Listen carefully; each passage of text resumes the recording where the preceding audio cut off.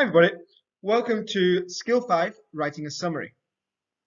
This is an introduction, explanation to how you should write a summary, and it just kind of brings together some of the things that we've been looking at. Remember, for each of the passages, I've been showing you what a good summary looks like and trying to talk you through some of these ideas. But this video is going to bring all of that together into a short summary of how to write a summary. Now, as we've been going through, we've realized that there's at least two different types of passages. Some passages tell a story, other passages are informational texts. They give information about an event or a thing, something in history, something in nature. And these are two main types of passages that we're going to find all the way through the GED course. If you're writing a summary of a story, then you should be thinking about who, what, where, when, why. And by thinking about these kind of question words, you'll be getting the main parts of the story. Who's in the story? What happens in the story? Where is the story? When is the story? Why do these things happen? Why do the characters do what they do? So those things kind of go together to make a short summary of a story. But for informational text, we've seen that the summary is a little bit different. The first sentence should be the main topic of the whole text. This passage is about, and then the topic.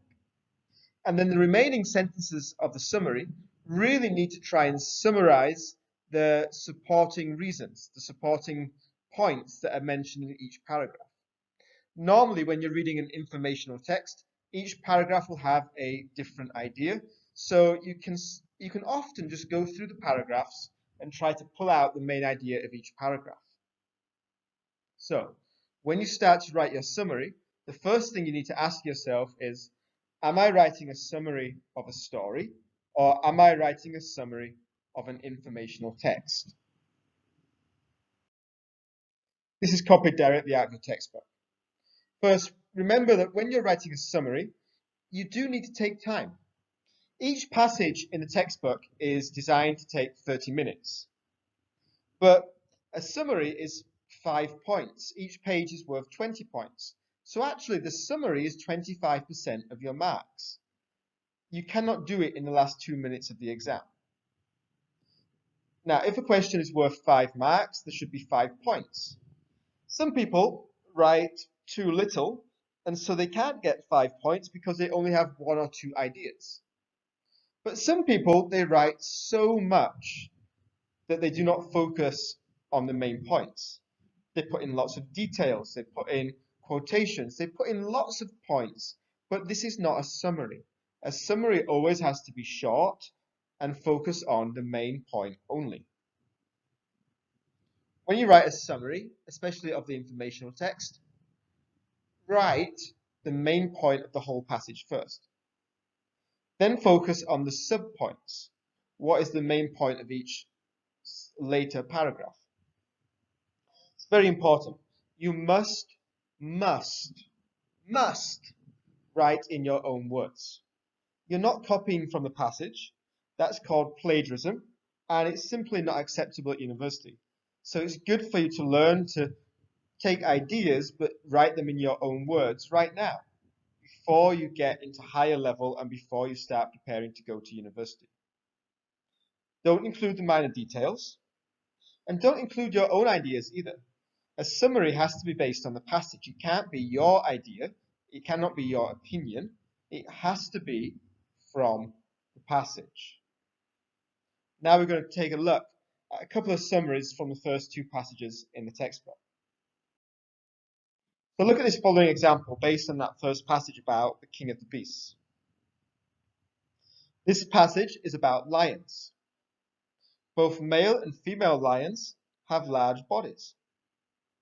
Their body features are powerful and useful for eating other animals.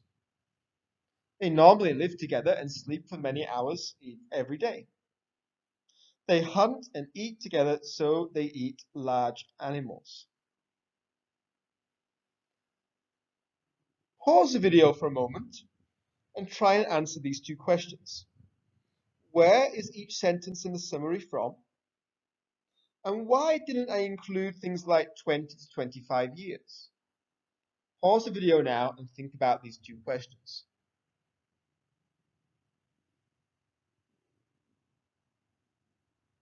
Have you thought about it? Well, this first sentence, this passage is about lions, is the main point of the whole passage. Sorry, that's a little bit too dark. So this is the main point of the whole passage. This passage is about lions. We know that lion is going to be in every single paragraph. So the main point of the whole passage is lions. Now look at the second one. Both male and female lions have large bodies. Well, the weight of the body, the male lion, how long they are, and then the females, they're smaller, but they're still 250 to 300 pounds. Okay, so this first paragraph is included here. The next sentence talks about their body features are powerful and useful for eating other animals. So power is in the shoulders and forelegs. Each paw has sharp claws. They go into prey. They drag down the prey. They have teeth. They go onto the throat. They have no chewing teeth. They use canine teeth. They rip the chunks.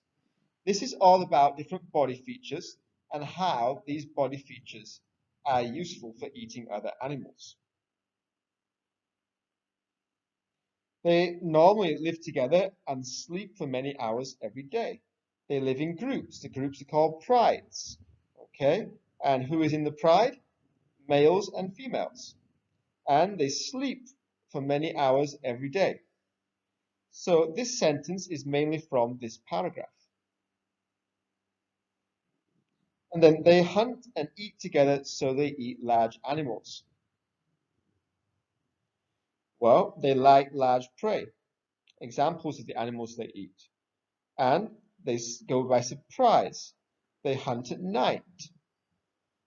Okay? And the whole pride eats together. So this is about hunting and eating together and taking large animals. So you can see that my first sentence is a topic sentence for the whole of the passage. It's about lions. And then each of the next 4 sentences comes from one of the 4 paragraphs. Why didn't I include things like 20 to 25 years? Well, that's a detail. Often numbers will show you details, and the details do not need to be in the summary. Now, there's 2 different summaries here for this passage. Pause the video now and decide which summary you think is better.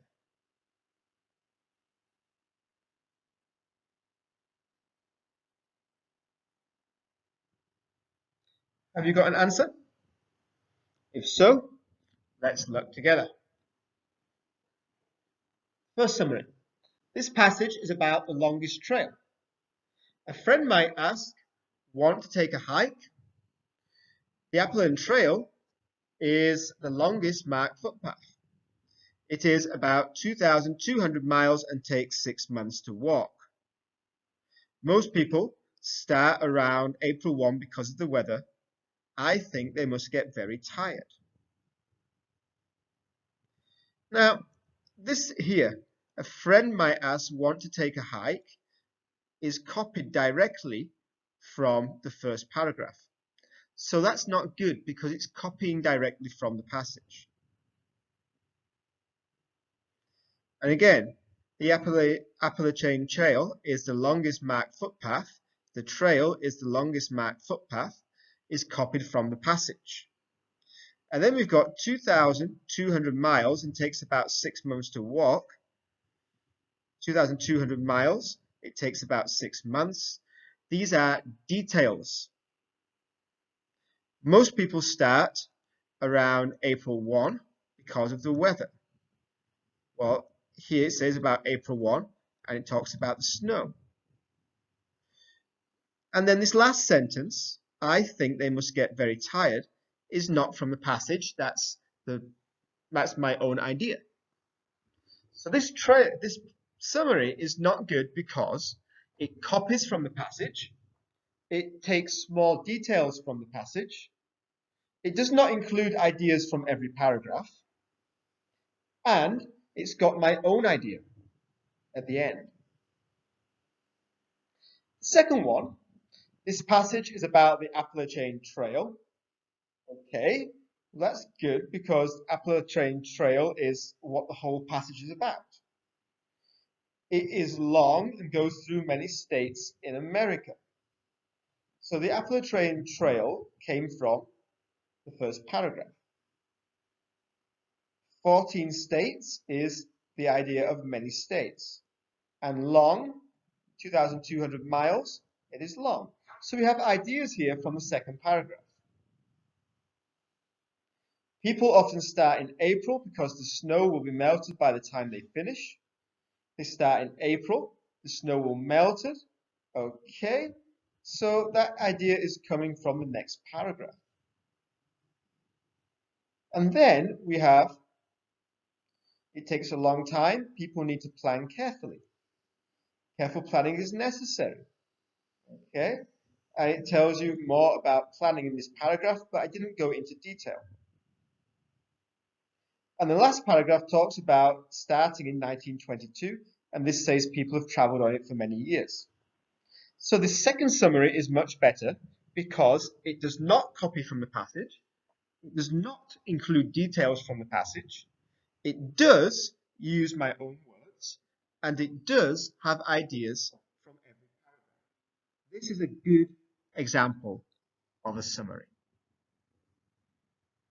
Maybe you want to watch the video again. I know summary can be quite a difficult topic, but you can watch the video as many times as you like before you go and do the next passage.